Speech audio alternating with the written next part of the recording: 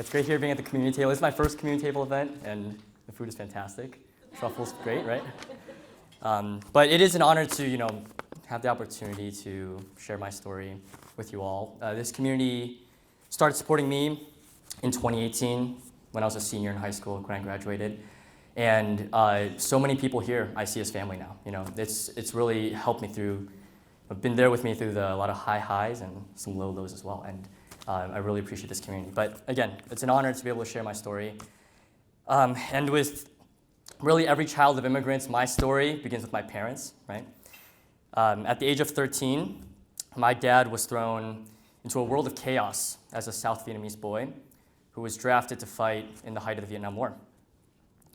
At age 17, after 4 years of combat and the fall of Saigon, he became the beneficiary of a resettlement program, one that was orchestrated by the US State Department and American Red Cross.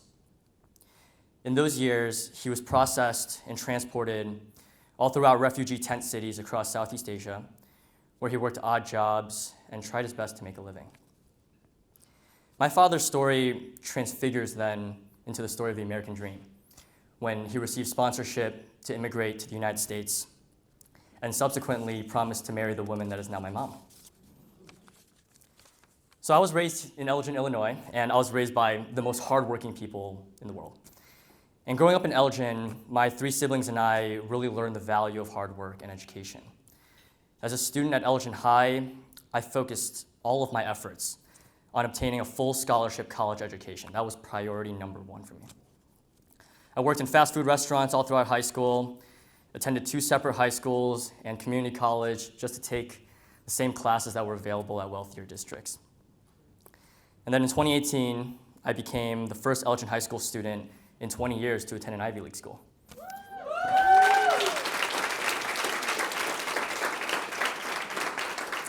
But more importantly, that year I applied to the Greenhouse Scholars Program, right?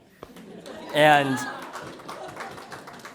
the program, what attracted me towards it was that opportunity to go to college for free, but also to grow my professional network, to expand beyond what I knew in Elgin, to larger in the world.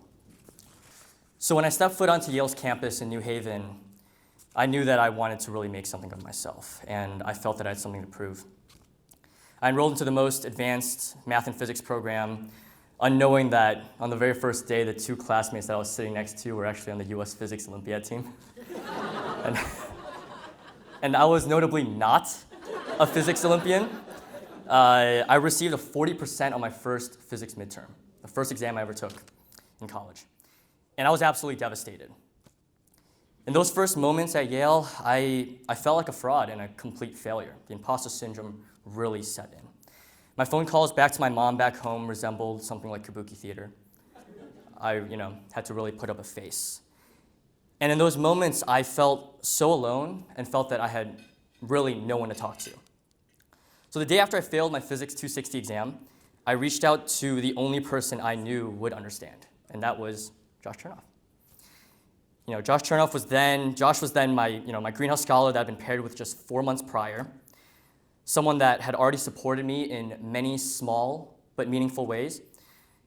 For example, in my first week at Yale, at a time when I probably only had about $30 in my bank account, Josh visited me in New Haven, and he helped me buy a pair of dress shoes, something that I needed for my very first concert that I was going to have later that month. And Josh's unwavering support for me in my first year guided me through those bright college years that I will cherish for a lifetime. That's something I'm profoundly grateful for. And really, despite some of those initial setbacks that I felt and I faced early in college, I graduated from Yale in 2022 with a Bachelor's of Science in Applied Physics. And I also received departmental awards, departmental honors. So the day after my commencement ceremony, I started working and really wanted to get into it. I started as a summer associate at Yale's IP and licensing office, where I worked in the climate technology space. And while I was there, some of my colleagues and I recognized the market opportunity to support climate tech innovation spinning out of the universities into the broader New York-Boston crescent. So in September 2022, I decided to renege on a consulting offer that previously recruited into. And me and my coworker, we spun out of Yale Ventures. We started our own company called Climate Haven. And Climate Haven is a climate technology incubator focused on supporting early-stage decarbonization technology. So I'm proud to share that after 9 months of making that jump, my co-founder and I have raised over $1.5 million of non-dilutive capital. We are now backed by Yale University, the state of Connecticut, and the US Department of Energy. And in those 9 months, we've increased our headcount to 4 full-time employees. We're currently constructing our 16,000 square foot prototyping facility and are onboarding our first cohort of climate tech startups working on decarbonization. And now I serve as Climate Haven's startup portfolio manager, leading our organization's membership pipeline, working with a venture capital firm with the sourcing, diligence, and deployment of a $100 million climate tech fund. Most recently, I've been selected as a reviewer for the Department of Energy's Direct Air Capture Prize, where they're deploying $1.3 billion for negative emissions technologies. And I've also been accepted into the Green Chemistry Accelerated Master's Program at Yale, so I can further develop a technical expertise there.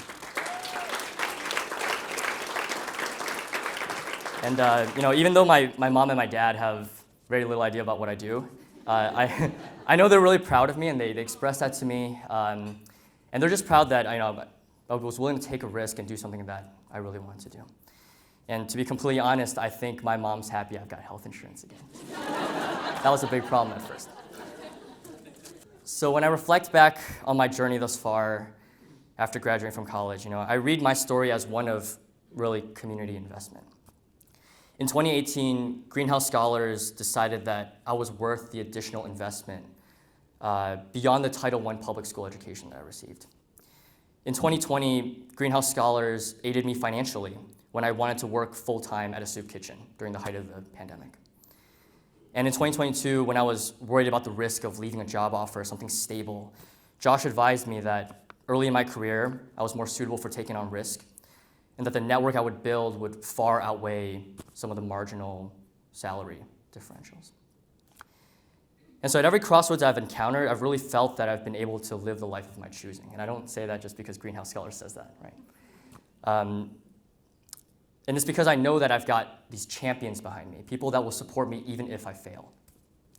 I believe that low-income and underrepresented folks deserve the right to be entrepreneurial. We deserve the right to take calculated risks that will strengthen our communities and make lasting change. For us high-achieving low-income students, Greenhouse Scholars is like a personal incubator. It offers seed capital in the form of financial aid, an accelerator program in the form of the skills modules, and its network as a force multiplier for our personal and career development.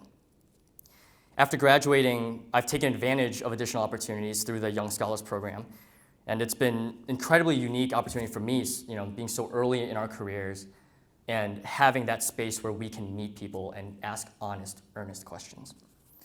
And I'm clearly not alone, because over 50 alumni from 7 class years have recently joined this program with me, indicating the need for this type of support.